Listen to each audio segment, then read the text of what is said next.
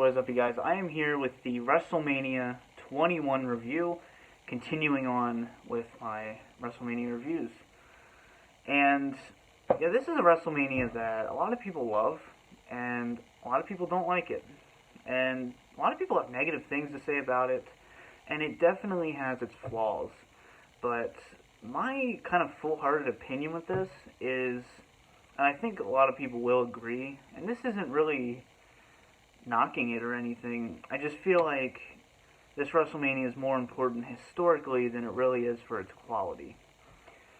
So, you know, we had the, of course, Hollywood gimmick, beautiful logo, and presentation-wise, you know, this was in the Staples Center, and, you know, I thought the stage was cool, and, you know, really not much to say because it's just an arena, but Staples Center is always great, just when it comes to presentation.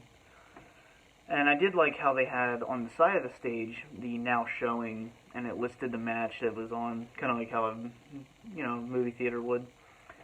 The Hall of Fame this year, we had Cowboy Bob Orton, Nikolai Volkov, the Iron Sheik, Paul Orndorff, Jimmy Hart, Rowdy Roddy Piper, one of my all-time favorites, and then we have Hulk Hogan. So very important class here. You know, it's not really something you see anymore, like everyone's important, whereas like now, it's just like, you have like one or two like really big stars, and then you just kind of have filler. But WrestleMania started off with Rey Mysterio versus Eddie Guerrero. You know, one of the greatest cruiserweight matches of all time, if you maybe even want to say it is the greatest of all time, is the Halloween Havoc Rey Mysterio Eddie Guerrero match in WCW. So, ever since then, I don't think their WWE matches were quite up to par with that, obviously. But this was a decent match. Unfortunately, Rey Mysterio was messing with his mask the entire match because it had come on, I think it broke. So he had to keep fixing it, and, you know, it did affect the quality, but overall it's a decent opener. Then we had the first ever Money in the Bank ladder match. Chris Jericho, Chris Benoit, Shelton Benjamin, Edge, Christian, and Kane. This is a phenomenal match. Everyone felt needed here.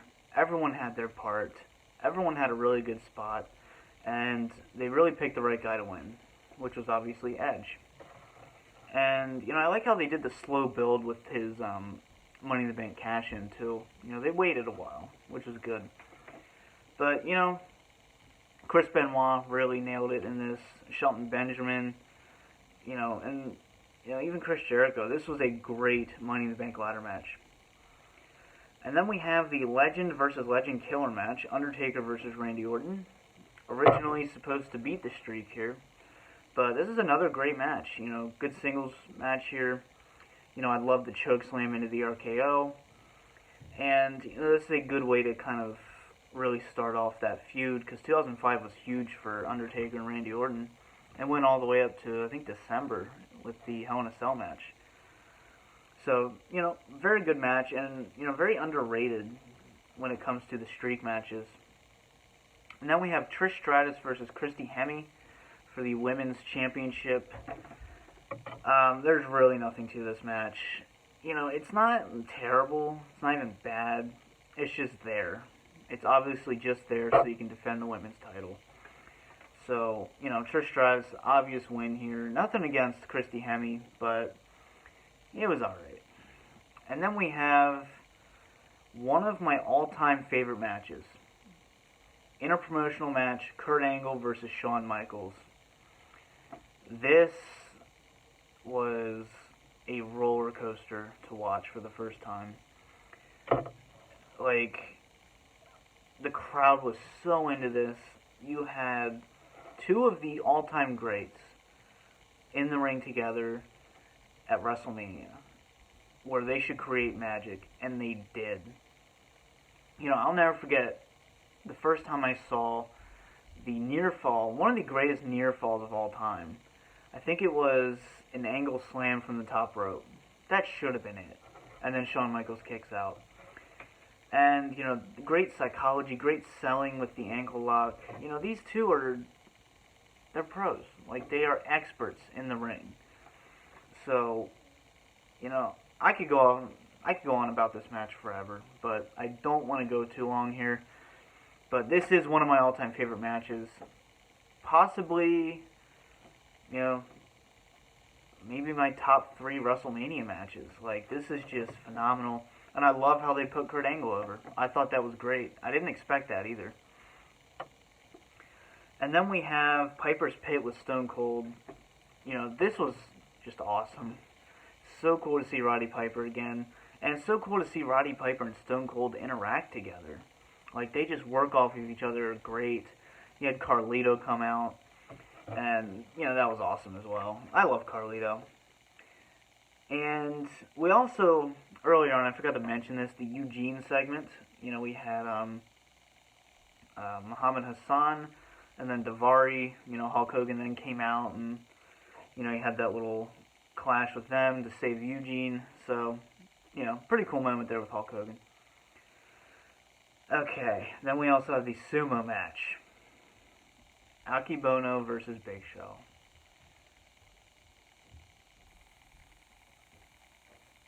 Why? Just why? Like, you were doing so good, WrestleMania 21. You were doing so good. Whose idea was this? Like, I think the match itself was only, under a minute, right? Like, you were just dicking around. Like, I understand sumo wrestling is highly respected. It has its rituals. But at least make the sumo match more than 1 minute. Like, he had this build up to it, and then he just throws him out. Okay. And you even have Big Show lose. Like, it's just... I'm not saying you should have had Big Show win, but at least give him a little fighting chance here, This was just awful. It's embarrassing. Alright. WWE Championship, John Cena versus JBL. This is where the historic, aspect comes in. It may not have been a great match. It really just kind of was there. Not much to it. But it jump-started the career of John Cena, who then became an all-time great, whether you want to admit that or not.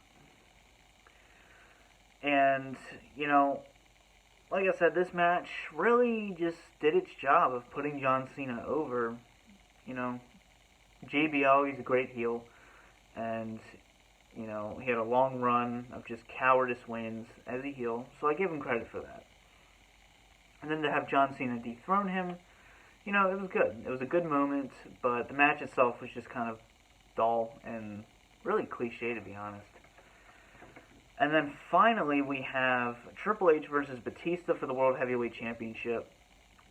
And, this was the other historical aspect, because Batista would obviously come out to be, a huge star as well. So, the match itself, I think this was better than John Cena and JBL. He had a pretty good blade job from Triple H off the ring post. And really not much to this one either, but I think it was better. It had good storytelling with, I love Evolution. So to have this be that climax, I thought it was great. But, a decent main event. It's definitely not the match of the night, or by any means match of the night. But overall, letter grade here. This one, I might be being a little generous here, but I think it does deserve it. I'm going to give it a B. Great Money in the Bank ladder match. Great interpromotional match. One of the greatest matches in WrestleMania history, period. The 2 world title matches obviously weren't anything special, but they were still good. They did what they had to do, and the right people won. Whether people want to admit that or not, because obviously these two are very criticized. So, yeah, overall, I like this WrestleMania a lot. So let me know your opinions down below. For now, this has been the DVD Freak. Peace out.